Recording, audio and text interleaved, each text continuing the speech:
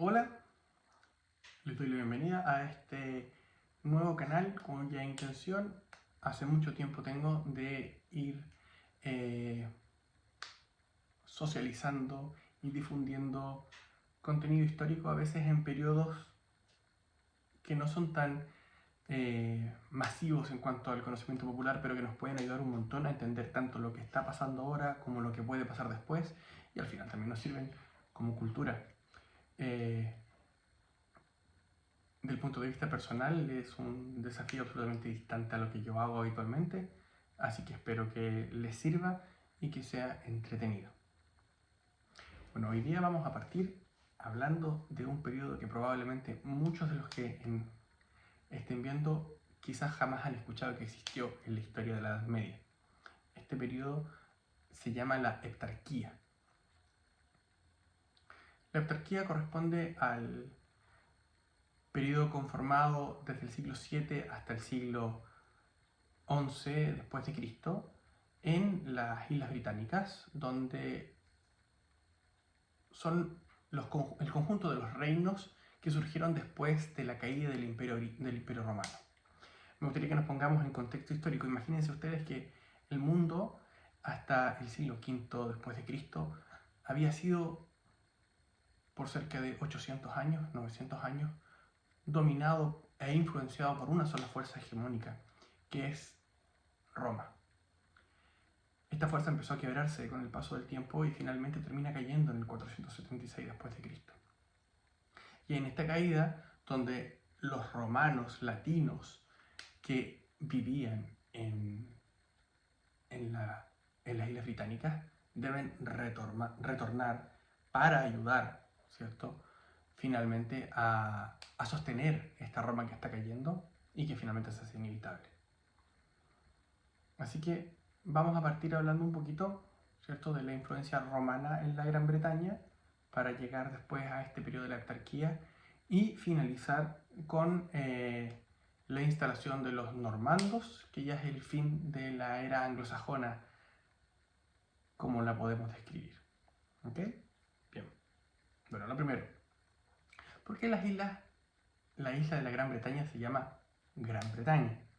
La isla de la Gran Bretaña es la novena isla en cuanto a tamaño en el mundo y corresponde a la tercera isla en cuanto a población, solamente superada por la isla de Sumatra en Indonesia y por la isla de Honshu en Japón. Bueno, y el por qué tiene este nombre ha sido objeto de discusión, pero aparentemente viene del concepto de Britanni. Britanni en latino antiguo significaba pintado. Entonces cuando llegaron, imagínense las expediciones romanas de esos años que llegaron a esta gran isla frente a Europa y se encuentran con estos personajes de cara pintada que eran de origen celta y les dijeron los pintados, los británicos, los britanni. Y de ahí en adelante este concepto de británico quedó para ellos y se comenzó cierto grado de mestizaje entre los romano-latinos y los británicos y finalmente dando origen a este grupo étnico bastante sólido que se mantuvo ahí hasta el siglo V después de Cristo. Bueno, la conquista romana de la Gran Bretaña llegó hasta el sector del norte, donde se encontraron con un grupo aún más duro todavía de conquistar, los pictos, también que a ellos les pusieron de nombre los Calet, los duros, y por eso a ese sector le pusieron Caledonia. Y este sector termina siendo Escocia en la actualidad. Entonces, la conquista romana llegó hasta cierto punto en el norte y ahí ellos construyeron un muro que es el muro de Adriano. De ahí no siguieron más. Bueno, terminando con el dominio romano de la Gran Bretaña, ¿cierto? Durante los siglos 3 y 4 de la era cristiana empiezan un montón de invasiones vikingas desde la península de Dinamarca, donde vienen grupos de sajones, de jutos y de anglos hacia esta isla. Y estas incursiones fueron debilitando cada vez más también el poderío romano en la isla. Así que finalmente cuando los romanos se van, muchos de los británicos originales de la isla, ya mestizados con los romanos, también deciden irse y se van a vivir al continente europeo. Es lo que es la Britania del Norte, que está en Francia. Bueno, y quedan los anglosajones en ya lo que sería esta isla. Y ahora viene el momento en que cambia de nombre, porque ustedes anglosajones, ¿cierto? En latín antiguo es Anglanterra, la tierra de los anglos, y en inglés antiguo es England, como land, ¿cierto? Tierra de los ingleses, tierra de los anglos también. Y de ahí tenemos el nombre moderno en español, Inglaterra, y el nombre moderno en inglés, England. Bueno, estos grupos anglosajones no tenían la estructura cívica, política y militar que tenían los romanos, por lo tanto tendieron a no vivir en las grandes ciudades romanas, de hecho las fueron abandonando, incluso Londres fue abandonado, y ellos se dedicaron a vivir de forma más sencilla, con poblados más pequeños, a las afueras de estas ciudades que quedaron, como les decía antes, prácticamente abandonadas. Pero pasa algo muy interesante, que estos pueblos, a pesar de tener orígenes comunes y eran todos de origen vikingo, se dividieron. Nunca se gobernaron como un solo gran reino, y ahí viene el periodo que les dije al principio de la heptarquía. El concepto de heptarquía es un concepto relativamente reciente en la historia, aparece en el siglo 6-7 después de Cristo y se retoma, finalmente se le da mucha fuerza a partir del siglo 10 y 11, porque tampoco existe absoluto consenso en que hayan sido 7 reinos, pueden haber sido 9 u 11 dependiendo del momento histórico, y algunos de ellos se fusionaron, pero para hacerlo más sencillo se habla de 7. Y los reinos tenían nombres bastante interesantes, ¿cierto? Estaban Estanglia, los anglos del este, Northumbria, los que vivían al norte, los Sussex, que eran los sajones del sur, los Essex, los sajones del centro, los Wessex, los sajones del oeste, perdón, y el reino de Mercia, que era el centro de la isla. Y al sur, bien pegadito a la costa con el Canal de la Mancha, estaba el reino de Kent.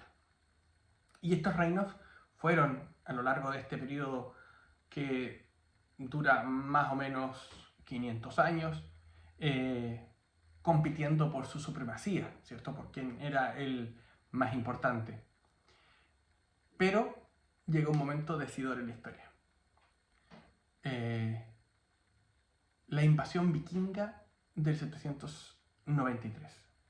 En el año 793, nuevas hordas de vikingos llegan hasta la Gran Bretaña, pero ahora con mucha más fuerza, y se produce un evento histórico muy relevante, que es la invasión y destrucción del monasterio de Lindisfarne. Para las personas de la época, piensen ustedes que era terreno sagrado, ¿cierto? Un monasterio, una iglesia, un cementerio.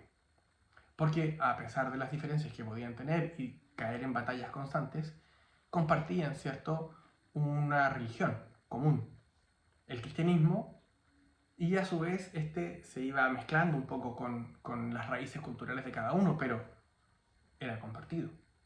Y llega este pueblo nuevo, vikingo, sin ningún respeto por este tipo de tradiciones. Por lo tanto, para ellos encontrarse con un castillo lleno de personas que no se defendieron fue increíble, fue el mejor lugar que podían encontrar para poder saquear.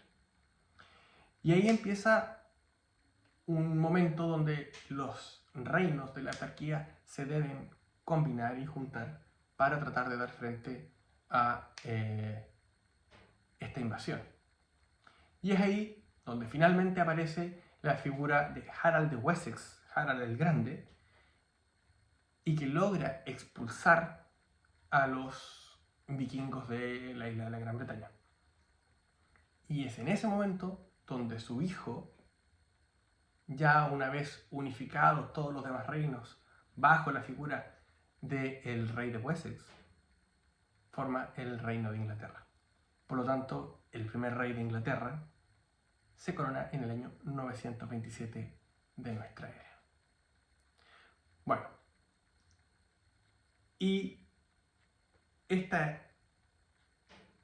momento de la Casa de Wessex, también conocida como la Casa de Cedric, que va a ser la primera casa gobernante en Inglaterra, dura hasta el año 1066, donde en una vuelta de la historia, nuevamente una invasión externa, pero ahora a cargo de los normandos que venían del norte de Francia, por Guillermo el Conquistador, terminan implantando una nueva dinastía que es la Casa de Normandía. Pero por esas cosas de la vida, los normandos tienen origen vikingo, cuando el rey de Francia le otorga a los vikingos que estaban invadiendo su país un terreno en la zona norte de Francia, y ellos lo nombran Northmund, la tierra de los hombres del norte. Así que finalmente los vikingos ganaron, se acaba la era anglosajona y se acaban las invasiones vikingas, porque ahora por ley son los reyes de Inglaterra. Espero les haya gustado, un poco de historia. Eso.